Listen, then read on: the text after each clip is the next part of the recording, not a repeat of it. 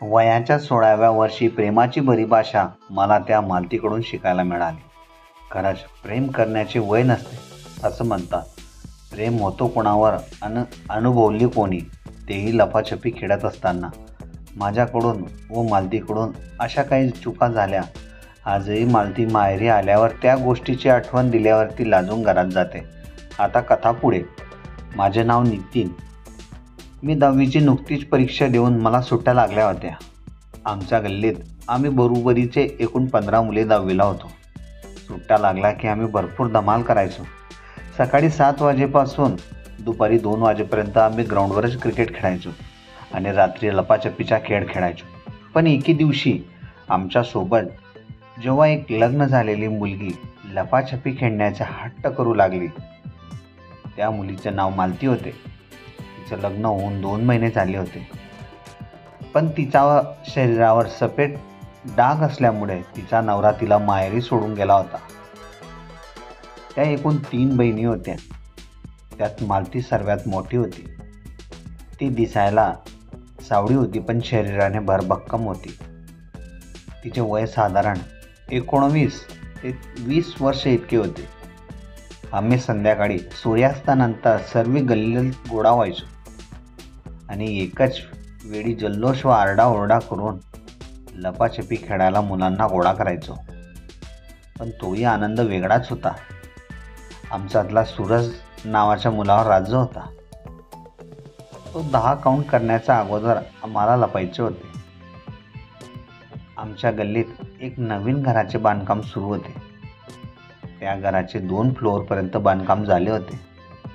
मी त्याच घराच्या पहिल्या मजल्यावर सर्वात शेवटच्या खोलीत जाऊन लपला आणि त्याच ठिकाणी मालती ही लपण्यासाठी आली होती.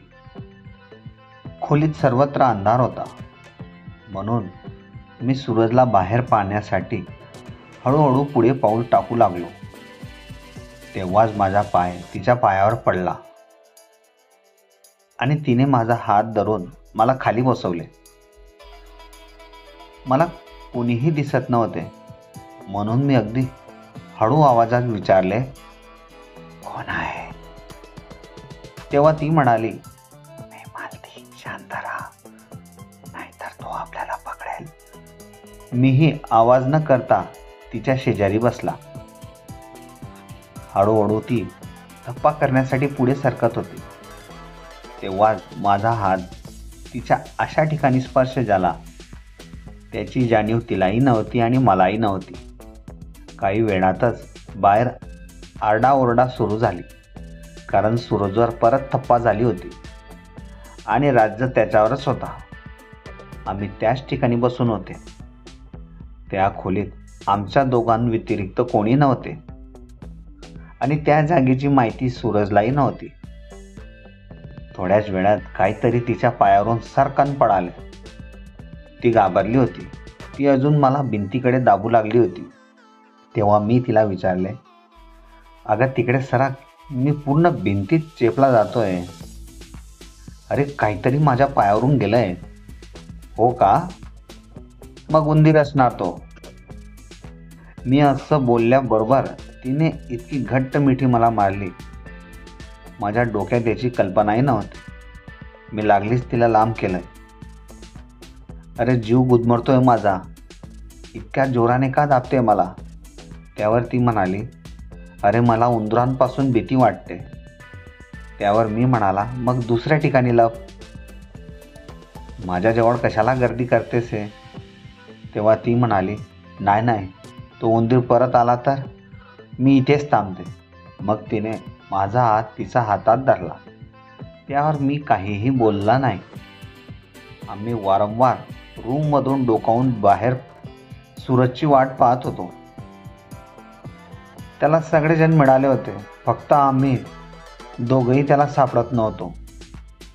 मी माझा हात तिच्या हातापासून वेगळा केला आणि मी थोडं पुढे जाऊन सूरजला पाहून येतो असं सांगून त्या रूममधून बाहेर निघालो. सूरज अजूनही गल्लीत आम्हाला शोधत होता. मी लगेच त्या खोलीत आलो आणि परत मालतीजवळ येऊन बसलो. आता आपल्याला जायला हवं, भरपूर वेळ झाला आहे. मी म्हणालो. त्यावर मालती म्हणाली, थांब रे अजून, शोधू दे सूरजला, आपण बरोबर थप्पा करू त्याला. मीही तिचे बोलणे ऐकून तिच्या जवळच बसलो आणि तिला म्हणालो, तू दररोज येशील का आमच्यासोबत खेळायला? ती हो म्हणाली. मला लपाछपीचा खेळ खूप आवडतो. आम्ही तुमच्या वयात होतो तेव्हा या गल्लीत सर्व मातीची घरं होती आणि गल्लीतले सर्व मुलं मुली मिळून आम्ही लपाछपी खेळायचो.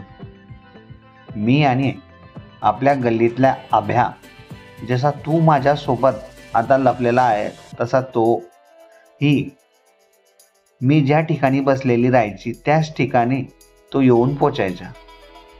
नितीन म्हणाला, तुम्ही लवकरच पकडले जात असणार मग. आम्ही रात्र त्याच ठिकाणी बसून राहायचे, पण कोणालाही सापडायचे नाही. मग घरूनच तुमचं जेवण त्याच ठिकाणी यायचे का? नितीन म्हणाला. इतका वेळ कोणी लपतं का? मग मालती म्हणाली, अरे मूर्खा, आम्ही एक दुसऱ्यांवरती प्रेम करायचो. लपाछपी फक्त हा बहाणा होता, कारण दिवसा असं गल्लीत कोणाशी बोलल्यावर तेव्हा घरी भरपूर रागवायचे. आता सर्व फ्रेंडली झाला आहे म्हणून काही विशेष वाटत नाही. मग तुम्ही त्या ठिकाणी लपून काय करायचे? नितीन म्हणाला. प्रेम आणि फक्त प्रेम, मालती म्हणाली. प्रेम? अरे ते तर तुम्ही बोलूनही करू शकता. तुम्हाला असं लपायची काय गरज होती? नितीनने विचारले. अरे तू अजून लहान आहेस, वयात आल्यावर तुला बरोबर कळेल, मालती म्हणाली. मग तुम्ही नक्की करायचे काय एवढा वेळ बसून? नितीनने विचारले. तेव्हा तिने मला त्या गोष्टी सांगितल्या ज्या गोष्टी माझ्या डोक्यात कधीही भ्रमण करत नव्हत्या. मालती म्हणाली, आभ्या आणि मी अगोदर 20-25 मिनिट एकमेकांच्या मिठीत राहायचे. त्यानंतर मग हळूहळू आमची गोष्ट ओठांवर यायची. असं करत आम्हाला वेळ किती झाला याचे भानच राहत नसे. म्हणजे फक्त तुम्ही या ठिकाणी टाइमपास करायचे, नितीन म्हणाला. अरे मूर्ख, याला टाइमपास म्हणत नाही, याला ॲक्च्युअल प्रेम म्हणतात, मालती म्हणाली. हो का? मग मीही करू शकतो का असं प्रेम? नितीनने विचारले. हो, प्रेम करण्यासाठी वयाची अट नसते. माझ्या अंगावर शहारे येऊ लागले होते.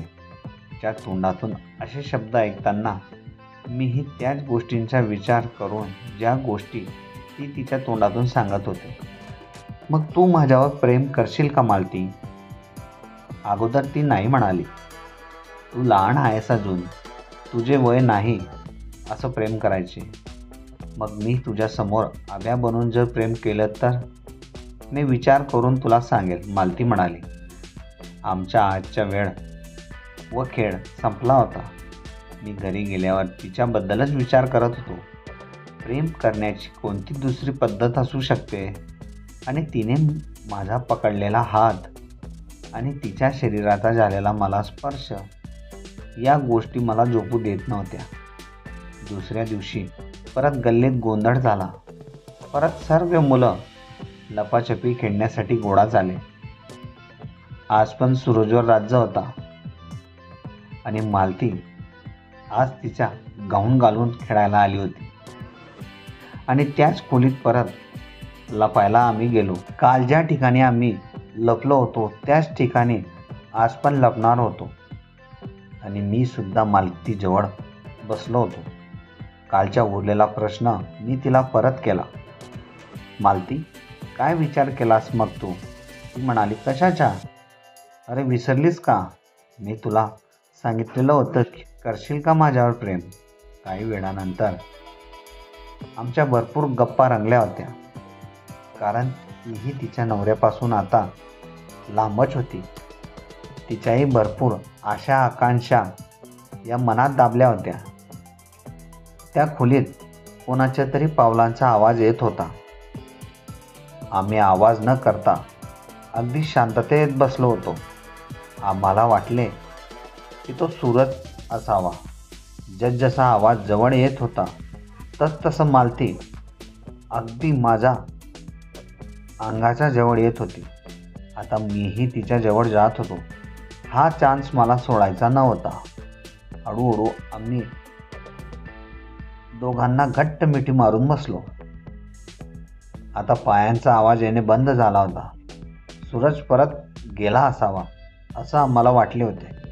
मग तिने माझे दोघं हात तिच्या दोघं हातात पकडले आणि माझ्या गालावर ती किस करू लागली. मीही माझ्या दोघं हातांनी तिचा चेहरा पकडला आणि तिच्या गालावर मीही किस करू लागलो. असं केल्यामुळे तिला एक वेगळीच फिलिंग तिच्या मनात तयार झाली आणि आयुष्यातला हा माझा पहिला क्षण होता की मेंदूच्या इंद्रियांमुळे जागृत झालेला स्पर्श तिच्यावर मी केला होता. आम्ही हळूहळू एकमेकांच्या ओठांवर आलो. इतक्या अंधारातही आम्ही घामाने ओलेचिंब झालो होतो.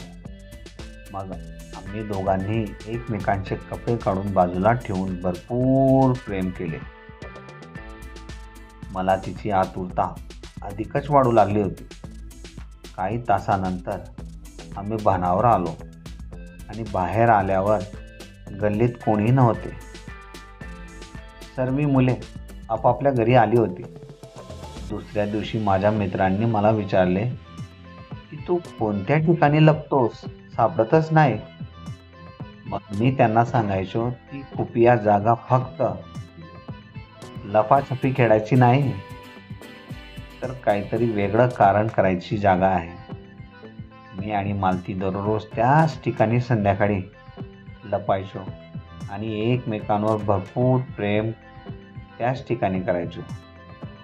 आम्हा दोघांनाही भरपूर आनंद मिळत असे आणि तिलाही तिच्या नवऱ्याची आठवण येत नसे. पण या गोष्टीची कल्पना आम्हा दोघांशिवाय तिसऱ्या कोणालाही गल्लीत माहीत नव्हती. मालतीमुळे मला ज्या जवानीत प्रेम करण्याची अशी पद्धत कळाली होती.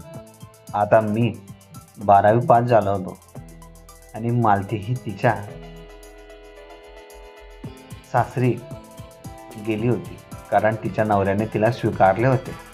अधूनमधून माहेरी आली की मी तिला लपाछपीची आठवण देत असे.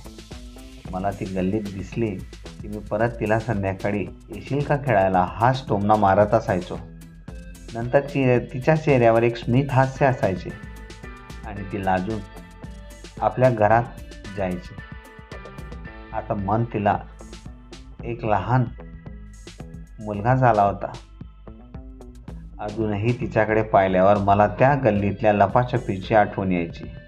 मित्र, कथा छान होती. तुम्हाला आवडेल म्हणून चॅनलला लाईक, शेअर, सबस्क्राईब नक्की करा. धन्यवाद.